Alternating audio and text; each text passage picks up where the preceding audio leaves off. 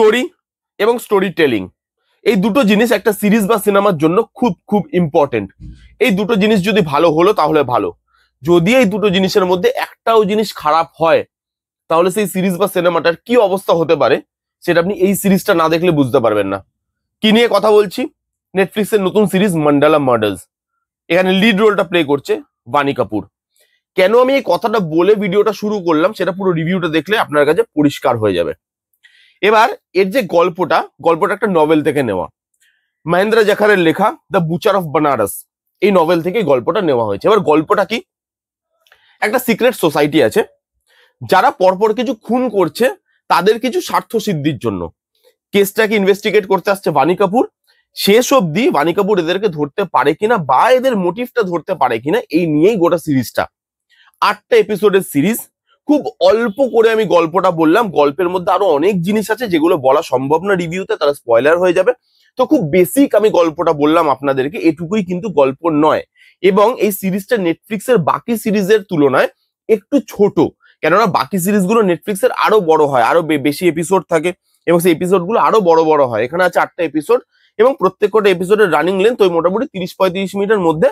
একটা বোধহয় 50 মিনিটের এপিসোড আর একটা বোধহয় 40 মিনিটের এপিসোড আছে।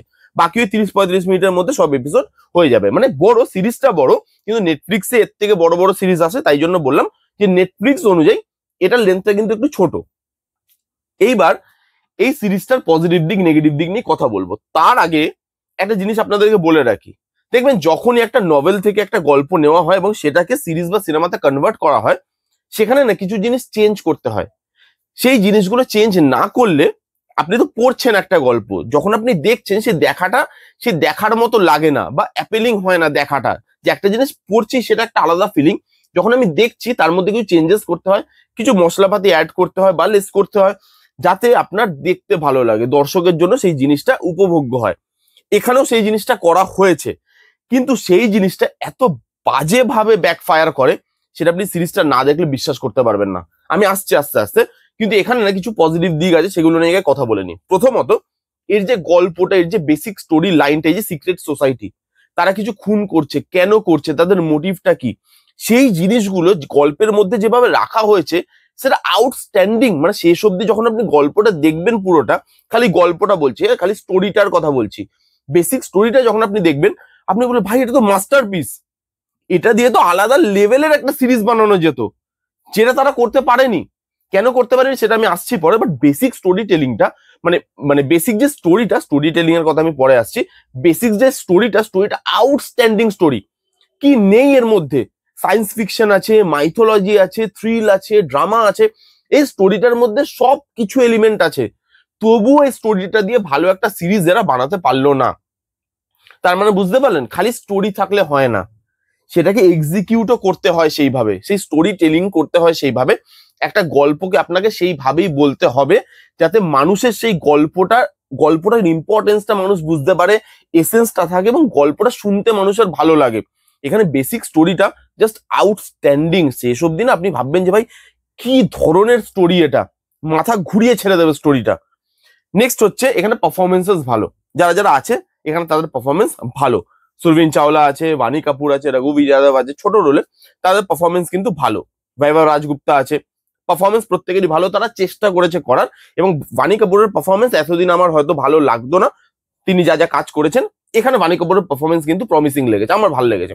এবং বাকি যাদের নাম করলাম তাদের পারফরমেন্স ভালো, আরো যারা যারা আছে আদার কাস্টে আরো যা পারফরমেন্স পারফর্মাররা আছে তাদের পারফরমেন্সও কিন্তু বেশ ভালো। এবং এখানে লুক অ্যান্ড ফিল, এই যে গল্পটায় না একটা সার্টেন বাজেটের প্রয়োজন ছিল, কারণ এখানে ভিএফএক্স এর কিছু পোর্শন ছিল, সেই জায়গাগুলো ভালো করে উঠে আসে। এবং নেটফ্লিক্স এর লুক অ্যান্ড ফিল আপনি জানেনই, নেটফ্লিক্স যাই করুক না কেন লুক অ্যান্ড ফিল মানে সেরা হয়, প্রিমিয়াম কন্টেন্টের মতো হয়। তো এখানেও সেই লুক অ্যান্ড ফিলটা আপনি পাচ্ছেন। এবং এই গল্পটার জন্য একটা সার্টেন বাজেটের দরকার ছিল, যেটা কিন্তু নেটফ্লিক্স প্রোভাইড করতে পেরেছে। লুক অ্যান্ড ফিলটা বেশ ভালো। এই ছিল পজিটিভ দিক।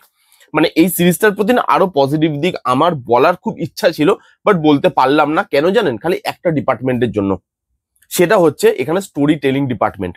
একটা বেসিক লেখা আপনার কাছে আছে, এবার ওই লেখাটাকে আবার তো আপনাকে নতুন করে স্ক্রিন প্লে লিখতে হয়, যে এটাকে এবার আমি কিছু চেঞ্জেস করব বা কিছু অ্যাডলেস করব, এবার এটাকে আমি সিরিজ বা সিনেমাতে কনভার্ট করব নভেল থেকে, সেটার একটা আলাদা করে স্ক্রিন প্লে লিখতে হয় আপনাকে। সেই রাইটিংটা বেসিক স্টোরি রাইটিং এর কথা বলছি না কিন্তু।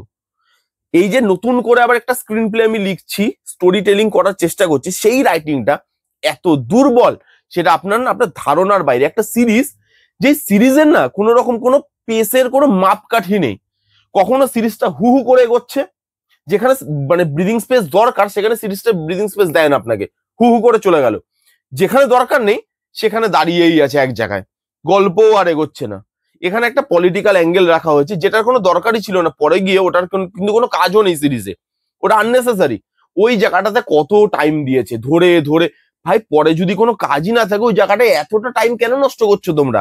যেখানে টাইম দেওয়া উচিত, যেখানে আপনার টাইম লাগবে, যেখানে আপনার মনে হচ্ছে যে জিনিসগুলো ইন্টারেস্টিং, এবার আমি একটু মাথা লাগিয়ে দেখবো, আর একটু ব্রিদিং স্পেস দর্শক চাইছে, সেখানে আপনি দিচ্ছেন না, হু হু করে এগোচ্ছে। ক্যারেক্টার বিল্ড আপই হয়নি, কোনো ক্যারেক্টারকে ভালোভাবে ইউজ করতে পারেনি, কোনো ক্যারেক্টারকে ভালোভাবে জায়গা দিতে পারেনি। মাঝে মাঝে ক্যারেক্টার আসছে, কিছু কিছু ক্যারেক্টার তারা হাওয়া হয়ে যাচ্ছে, আবার তারা কখনো চলে আসছে, যাদের ইচ্ছা হচ্ছে আসছে, যাদের ইচ্ছা হচ্ছে না আসছে না, এরকম ধরনের ক্যারেক্টার বিল্ড আপ। এখানে কিছু ক্যারেক্টার চেঞ্জ হচ্ছে, যে চেঞ্জ গুলো এত ওভারনাইট হয়ে যায় যেটা আপনার দেখে মনে হবে এত তাড়াতাড়ি কি করে চেঞ্জ হয়ে গেল। সেখানে টাইম দিতে হতো, সেখানে সিরিজটাকে পুরো টাইম দেওয়া হয় না। সেখানে ক্যারেক্টার গুলো মানে ওভারনাইট মানে চেঞ্জ হয়ে গেল, ক্যারেক্টার গুলো হঠাৎ করে আসছে, হঠাৎ করে চলে যাচ্ছে।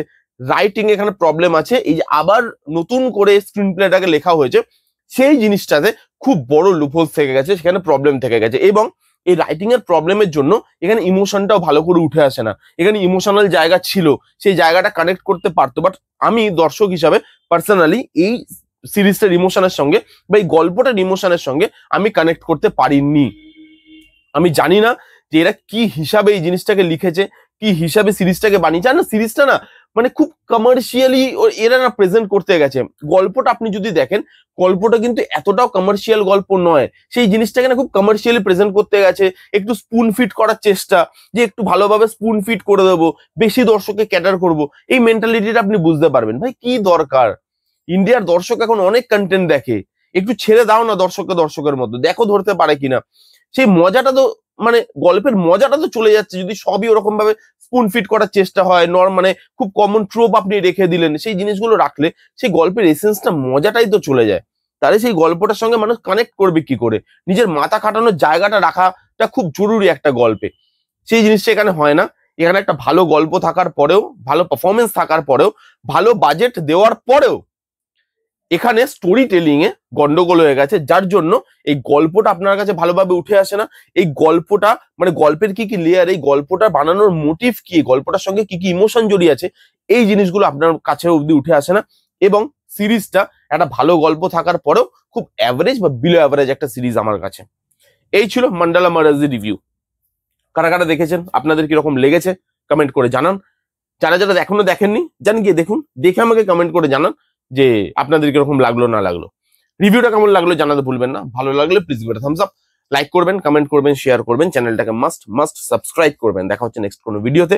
ততক্ষণ bye bye, take care and be safe.